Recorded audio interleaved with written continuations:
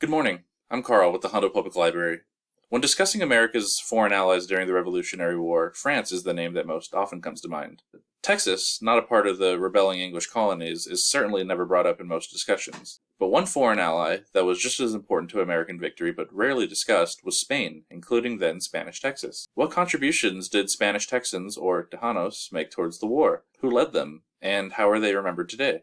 Let's answer that question and more in today's chapter of Monday Memories. Spain, eager to chip away at British power after the 7 Years' War, covertly sent supplies to the American colonists in the early days of the Revolution, avoiding the British naval blockades along the Atlantic by sending supplies directly up the Mississippi River. On the 21st of June, 1779, this assistance escalated into a full-out declaration of war against the British. The Spanish fought the British in the Gulf Coast Campaign, the primary goal of which was the recapture of Spanish Florida. The governor of Spanish Louisiana, Bernardo Galvez, led the campaign and commanded around 7,000 men, many of whom were from Spanish Texas. Feeding an army of 7,000 takes a really good supply chain.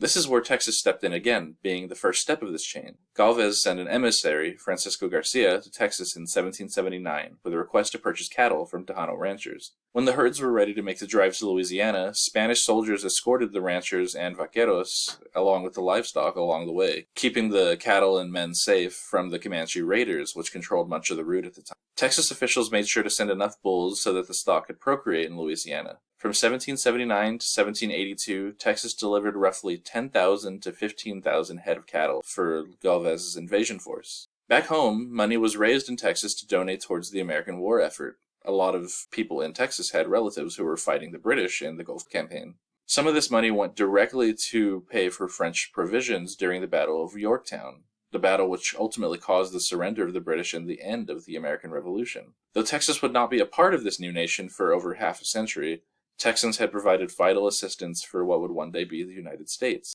Galvez was undefeated in the Gulf Coast Campaign and achieved all of his territorial goals, including the recapture of Florida.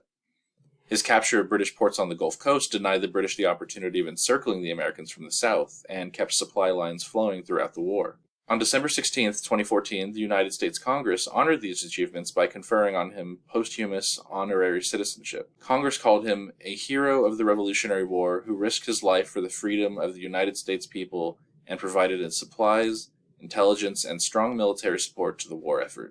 Texas actually has a more local and permanent way of honoring Galvez's legacy.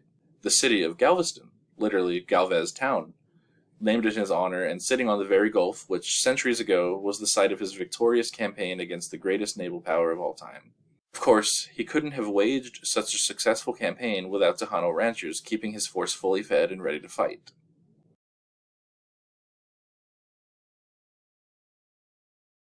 I'd like to give a special thank you to the Granaderos y Damas de Galvez, an organization based in San Antonio dedicating to keeping the story of Galvez, as well as of the Spanish colonial era of Texas, alive through demonstrations in schools and to the public. We at the HPL are also trying to keep our history alive. Come by sometime and ask a staff member about taking a look at our Davis Memorial Collection, our non-circulating collection of antiquarian books relating to local Texas history.